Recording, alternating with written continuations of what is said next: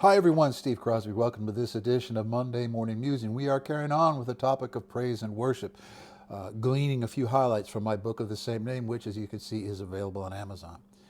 Many from the Pentecostal and charismatic movement talk about the presence of the Lord, the presence of the Lord. A typical worship service, at least 30 minutes, 40 minutes, 50 minutes, 60 minutes, 65 minutes of our gathering together are taken up with the idea that, we have to have this psychic experience in the presence of the Lord, and that it's facilitated by the worship leader who leads us into the presence.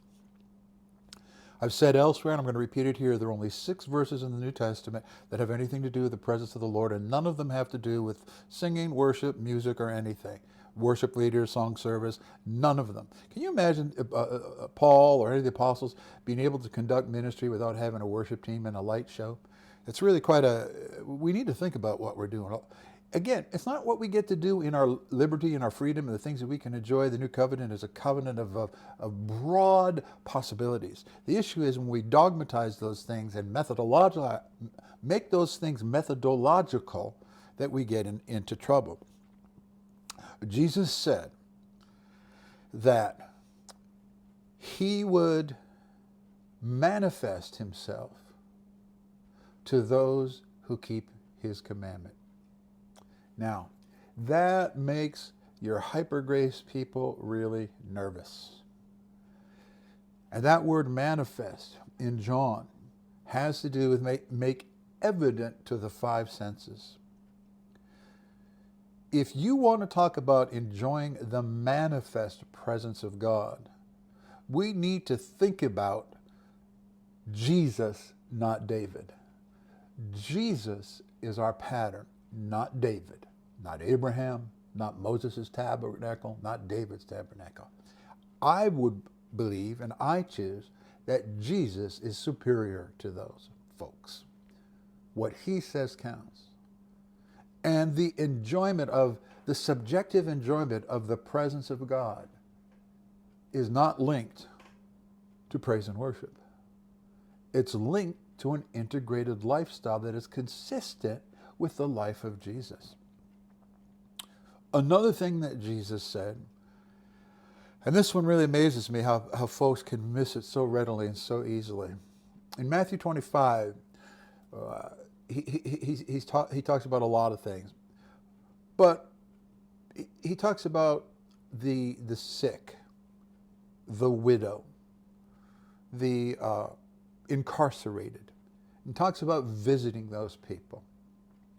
And when the apostles respond and they say, well, when did we ever do those things for you, to you? And Jesus said this: when you have done it to the least of these, you have done it to me. The presence of the Lord is wrapped up in people who we deem to be less than ourselves. And the release or the manifestation of the presence of the Lord is experienced as we love and serve the less than other. I am really concerned about a typical evangelical, Pentecostal, charismatic worship service, that it is degenerated into nothing other than an adrenaline-driven 45 minutes of spiritual narcissism and ego. It's simply more fun to get a Jesus buzz for 45 minutes than it is to care for the less than other.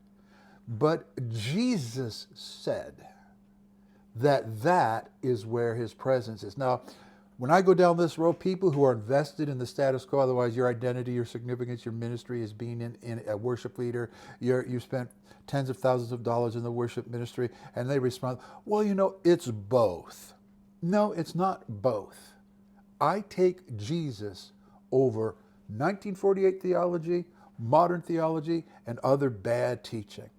We have a very poor grasp of what incarnational theology means. We have structured our modern Christianity around Gnosticism and mystical spiritual things, when the whole point of Jesus coming in the flesh is to sanctify the created material order, and that he is found in the created order. And we don't teach our people how to engage the presence of the Lord in another human being. We teach them how to work up a psychic sweat, a psychic froth in 45 minutes of singing, instead of how to actually engage Jesus in another human being, which is what he taught. So, just another example of the many things that need to be remedied, fixed, stopped, adjusted in many common practices of praise and worship. I'll see you the next time.